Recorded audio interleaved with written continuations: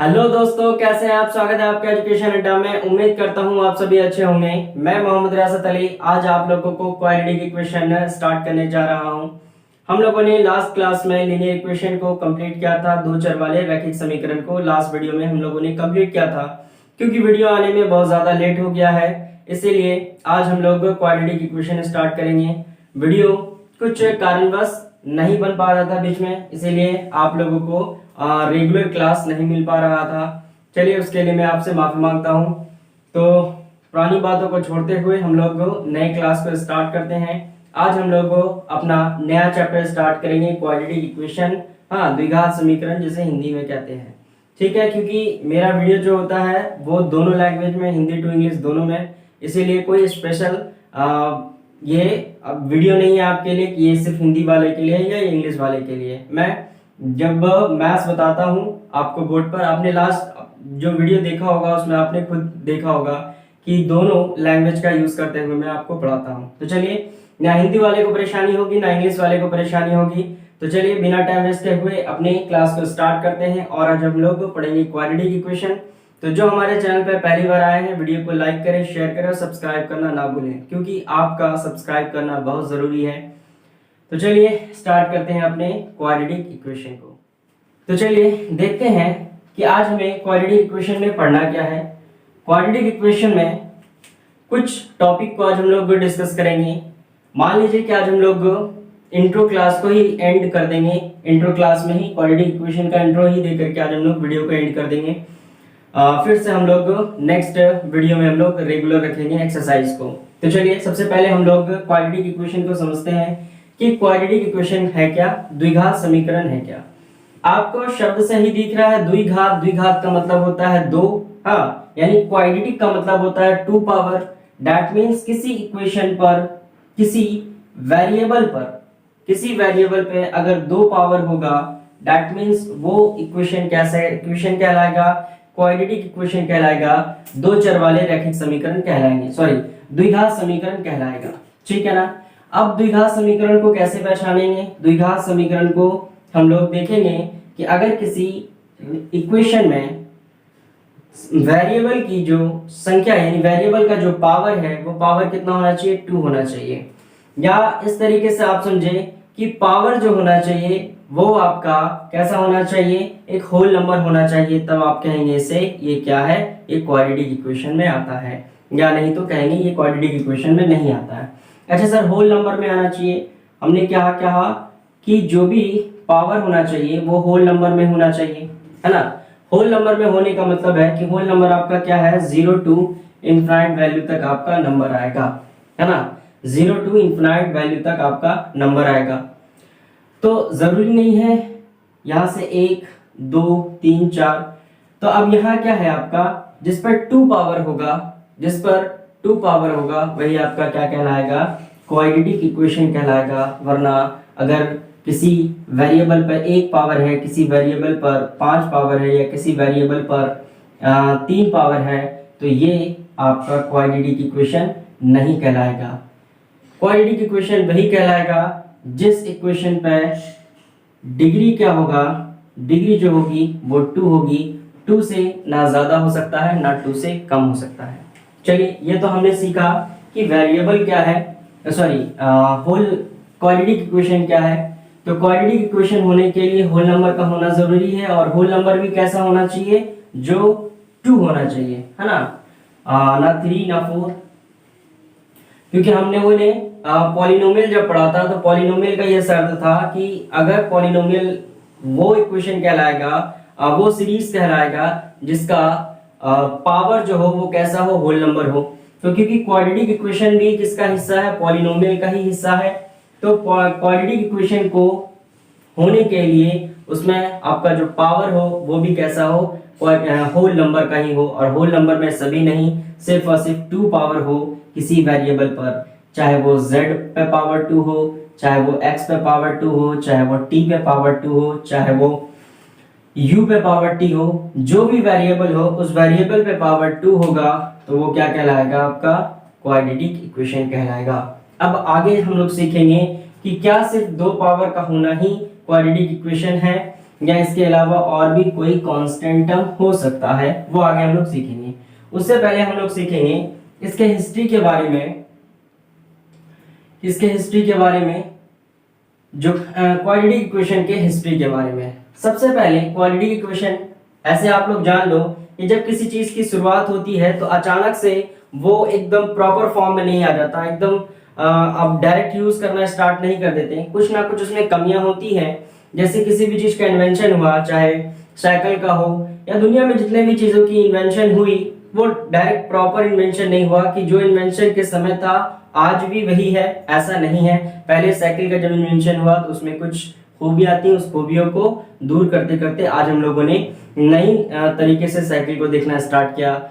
Even आज जो है हम लोग साइकिल में गियर भी देखते हैं। तो जैसे जैसे टाइम बढ़ता गया हम लोग ने डेवलपमेंट भी देखा। वैसे ही क्वाड्रेटिक इक्वेशन यानी कि द्विघात समीकरण में जब हम लोगों ने पढ़ना सीखा तो सबसे पहले नाम आता है आपका, जिन्होंने क्वाड्रेटिक इक्वेशन का कॉन्सेप्ट दिया, उनका नाम है बेबी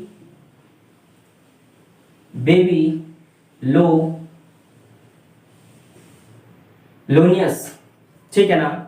इन्होंने एक कॉन्सेप्ट दिया, कैसा कॉन्सेप्ट कि कोई क्वाड्रेटिक इक्वेशन अगर होगा तो क्वाड्रेटिक इक्वेशन कैसा होगा, x² - px + q = 0। ये किसने कॉन्सेप्ट दिया? ये कॉन्सेप्ट दिया किसने? बेबी लोनियो ने, कि अगर किसी क्वाड्रेटिक इक्वेशन को सॉल्व करेंगे तो उसको सॉल्व करने का जो स्टैंडर्ड फॉर्मूला होगा, स्टैंडर्ड तरीका होगा, वो इस तरीके से होगा कि x² - px + q = 0।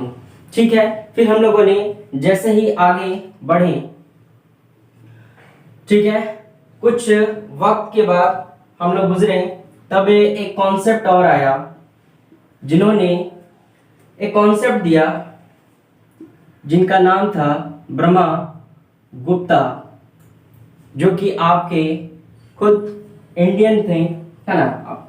एक इंडियन ने कॉन्सेप्ट कैसा दिया? उन्होंने एक कॉन्सेप्ट दिया, जैसे यहाँ ने ये आपका कॉन्सेप्ट आया कि x² - px + q, तो इसी से रिलेटेड, इससे ही मिलता जुलता एक कॉन्सेप्ट दिया, लेकिन ये भी कॉन्सेप्ट क्या था? हाँ, सक्सेसफुल कॉन्सेप्ट था। उन्होंने कहा कि अगर ax² -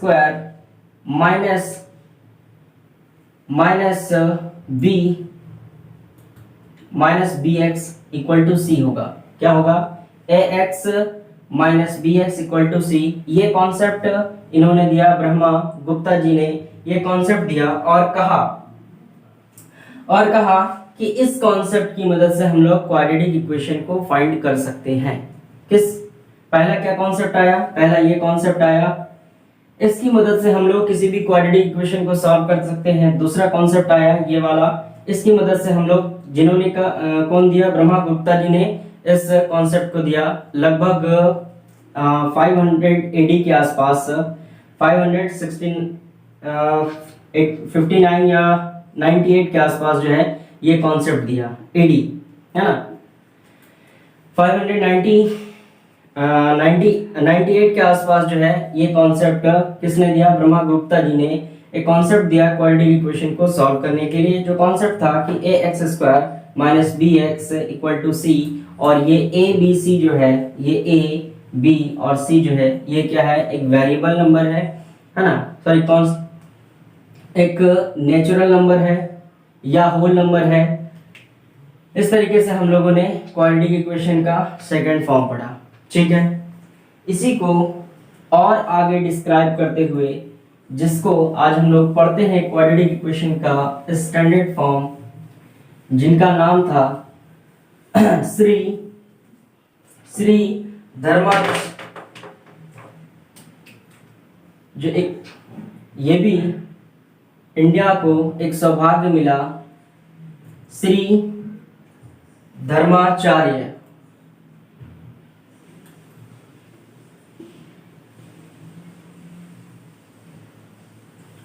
श्री धर्माचार्य जी ने एक कॉन्सेप्ट दिया, जो कॉन्सेप्ट आज तक हम लोग पढ़ते हैं कि ax² + bx + c = 0। यही कॉन्सेप्ट हम लोग आज यूज करते हैं वर्तमान तक, जब अभी हम जो पढ़ा रहे हैं टिल इस डेट से लेकर के जब इन्होंने ये कॉन्सेप्ट दिया, और यही कॉन्सेप्ट अभी हम लोग पढ़ रहे हैं। ठीक है, हो सकता है कि कोई और इस कॉन्सेप्ट को चेंज कर दे। हाँ, क्योंकि हर एक चीज का डेवलपमेंट होता रहा है टाइम टू टाइम, तो ऐसा नहीं है कि यही कॉन्सेप्ट ही रहेगा या ये कॉन्सेप्ट गलत है। अभी तक ये कॉन्सेप्ट हम लोग पढ़ रहे हैं, हो सकता है हम आप में से ही कोई एक अच्छा मैथमेटिशियन निकले जो इस कॉन्सेप्ट को और डेवलप कर सकता है। तो फिलहाल अभी हम लोग क्वाड्रेटिक इक्वेशन को सॉल्व करने के लिए ये स्टैंडर्ड तरीका पढ़ रहे हैं और अभी पढ़ते रहेंगे कंटिन्यू। ठीक है, जहां क्वाड्रेटिक इक्वेशन में सबसे बड़ा पावर जो है वो कैसा है, 2 पावर है, और किसी भी क्वाड्रेटिक इक्वेशन को होने के लिए मैक्सिमम 2 पावर का होना जरूरी है। इसके साथ क्या है, कोफिशिएंट a आया, x के साथ कोफिशिएंट क्या आया, b आया, और एक कांस्टेंट टर्म आया। लेकिन इससे पहले जो हम लोगों ने पढ़ा कि ax² - bx = c। ठीक है, तो इस चीज को क्या किया, डेवलप किया। इसी चीज को डेवलप करते हुए यहां लेके आए हम लोग, जो प्लस फॉर्म में आ गया। ठीक है, और ये कैसा है, पूर्णांक संख्या है। a b c क्या है, पूर्णांक संख्या है। ठीक है, क्योंकि a b c की जगह पे कोई भी नंबर आ सकता है, इंटीजर नंबर है, -1 -2 +1 +2 +5 6 कुछ भी आ सकता है, डेसिमल में भी कुछ भी नंबर आ सकता है। तो यानी a b c जो है वेरिएबल नहीं है, कुछ भी नंबर इसकी जगह पे आ सकता है, नॉन वेरिएबल नंबर है ये। ठीक है, चलिए, तो ये 3 कॉन्सेप्ट हम लोगों ने क्वाड्रेटिक इक्वेशन में पढ़ा, और ये स्टैंडर्ड फॉर्मूला हो गया क्वाड्रेटिक इक्वेशन का। इसके बाद हम लोग सीखते हैं कि क्वाड्रेटिक इक्वेशन को किस तरीके से सॉल्व किया जाता है, किसी भी क्वाड्रेटिक इक्वेशन को किस तरीके से सॉल्व करेंगे। तो पहले तो ये कॉन्सेप्ट आ गया कि x² + bx + c = 0। जब हम इसे सॉल्व करेंगे तो इसको सॉल्व करने पर आपको क्या मिलेगा, 2 रूट्स मिलेंगे। इसी रूट्स को हम लोग सॉल्यूशन भी कहते हैं, जो पॉलिनोमियल में भी हम लोगों ने पढ़ा था, बहुपद में पढ़ा था कि शून्यक भी कहते हैं। हाँ, रूट्स को क्या कहते हैं, शून्यक भी कहते हैं, सॉल्यूशन भी कहते हैं, हाँ, नंबर ऑफ जीरोस भी कहते हैं, इंग्लिश में कहते हैं, और हिंदी वाले पढ़ते हैं इसे शून्यक पढ़ते हैं। क्या पढ़ेंगे, शून्यक पढ़ते हैं। कि अगर इस द्विघात समीकरण को अगर हम सॉल्व करते हैं तो एक शून्यक आता है जिसे हमने अल्फा कह दिया, और दूसरा कोई एक शून्यक आएगा जिसे हमने बीटा कह दिया। अच्छा, ये बताने में हमें कहीं ज्यादा दिक्कत नहीं होगा कि आप लोगों ने क्वाड्रेटिक इक्वेशन जब पढ़ा था तो हमने कहा था कि जब मैक्सिमम 2 पावर आएगा तो इसका सॉल्यूशन मैक्सिमम कितना होना चाहिए, 2 सॉल्यूशन होना चाहिए, इससे ज्यादा सॉल्यूशन इसका नहीं होगा। ये हमने पॉलिनोमियल यानी बहुपद में पढ़ाया था कि अगर लीनियर इक्वेशन है उसका सॉल्यूशन यानी शून्य कितना आएगा, 1 आएगा, यानी 1 घात यानी 1 पावर तो 1 सॉल्यूशन। अगर 2 पावर यानी 2 घात तो 2 सॉल्यूशन यानी 2 जीरोस यानी 2 शून्य का आएगा। अगर 3 घात होगा, 3 पावर होगा, दैट मींस 3 जीरोस आएगा, यानी 3 शून्य का आएगा। ठीक है, फिलहाल हम लोग क्वाड्रेटिक पढ़ रहे हैं, यानी 2 पावर, तो मैक्सिमम इसका 2 सॉल्यूशन आ सकता है, मैक्सिमम इसका 2 शून्य आ सकता है। ठीक है, तो एक हो गया अल्फा और दूसरा हो गया बीटा। ठीक है, इसी अल्फा को फाइंड करने के लिए हमने एक फॉर्मूला सीखा कि -b + √d / 2a। ठीक है, ये किसको, ये एक शून्यक निकालने के लिए ये हमने कॉन्सेप्ट सीखा। फिर दूसरा शून्यक निकालने के लिए हमने कॉन्सेप्ट सीखा -b √d / 2a। ठीक है, जो आगे चल करके ये एक फॉर्मूला बन जाएगा कि किसी भी x को फाइंड करने के लिए, किसी भी x को फाइंड करने के लिए एक सिंपल सा फॉर्मूला बनेगा -b ± √d / 2a। अब यहाँ क्या हुआ, आपने एक अल्फा की जगह पे देखा कि यहाँ प्लस था, और बीटा में जब देखा तो यहाँ माइनस हो गया। तब इसी को हमने, क्योंकि x का 2 मान आएगा, x का क्या आएगा 2 मान आएगा, एक अल्फा आएगा और एक बीटा आएगा, इसीलिए हम इसे डायरेक्ट लिखते हैं फॉर्मूला के रूप में। क्वाड्रेटिक इक्वेशन का अगर फॉर्मूला हम लोग सीखेंगे तो यही फॉर्मूला बनकर तैयार होगा -b ± √d / 2। अब ये डी क्या है, हम लोग डी सीखें उससे पहले हम लोग ये समझ लेते हैं कि कोई भी क्वाड्रेटिक इक्वेशन है, क्वाड्रेटिक इक्वेशन द्विघात समीकरण है। द्विघात समीकरण का जो मूल्य रूप होगा वो इस तरीके से होगा कि ax square plus bx plus c equal to 0, ये इसका मूल्य रूप होगा, स्टैंडर्ड फॉर्म होगा। जब इसको हम लोग हल करेंगे, सॉल्व करेंगे, तो इसका दो हल निकलेगा। पहला हल क्या निकला, पहला हल निकलेगा अल्फा, दूसरा हल निकलेगा बीटा। तो अल्फा को हल करने के लिए हमने एक फॉर्मूला पढ़ा minus B plus minus root under D divided by 2, और बीटा को यानी दूसरा हल सॉल्व निकालने के लिए हमने सीखा minus B root under D divided by 2, ये दूसरा हल निकालने के लिए हो गया। अगर हमें दोनों को यानी x की वैल्यू एक बार में यानी अल्फा बीटा दोनों का मान निकालना है तो हम लोग लिखेंगे माइनस बी, देखिए माइनस दोनों जगह कॉमन था, एक जगह प्लस आया एक जगह माइनस आया, तो इसलिए हमने लिखा plus minus root under D divided by 2a। तो ये इसका क्वाड्रेटिक इक्वेशन यानी दो चर वाले द्विघात समीकरण का ये फॉर्मूला बनकर तैयार हो गया, और ये हो गया अल्फा का मान निकलेगा इससे, और इससे बीटा का मान निकल जाएगा। क्लियर है? आई होप यहाँ तक आप मेरी बात समझ पा रहे हैं। अगर इतनी सी बात समझ गए तो आप यहाँ पर डी देखेंगे कि डी क्या है, डिटरमिनेंट कहते हैं इसे, ठीक है। तो डी का मान कैसे निकलता है वो सीख लें हम लोग। इसमें आपको क्या करना है, स्क्रीनशॉट लेते चलना है, ज्यादा उतारने की जरूरत नहीं है, क्लास को बहुत ज्यादा लंबा नहीं करेंगे, इंट्रो को छोटा ही रखेंगे हम लोग। अब क्या करना है हमें कि डी हमने क्या देखा, वेयर यानी जहां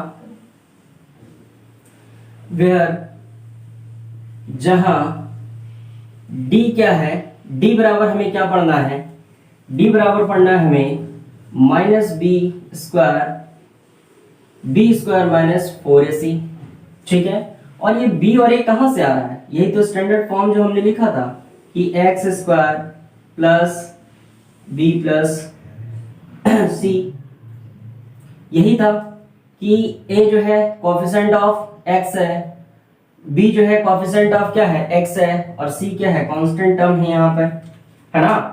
तो ये b यहां से लिया हम लोगों ने, 4ac हो गया यहाँ पर 4ac, ठीक है। तो हमने c यहां से ले लिया, इसी स्टैंडर्ड फॉर्मूले से ले लिया। चलिए, तो d इक्वल टू हमें क्या पढ़ना है, d इक्वल टू पढ़ना है हमें माइनस बी, हाँ b स्क्वायर माइनस 4ac, ये आपको d पढ़ना है, ठीक है। अब यहाँ पे आप लोग d में कुछ शर्त पढ़ते हैं। d में हम लोग शर्त पढ़ते हैं कि अगर d का मान बड़ा होगा, d का मान क्या होगा, बड़ा होगा किससे, 0 से, d का मान बड़ा होगा 0 से, तब ये क्या होगा, वास्तविक होगा, और इंग्लिश में कहें तो रियल एंड अनइक्वल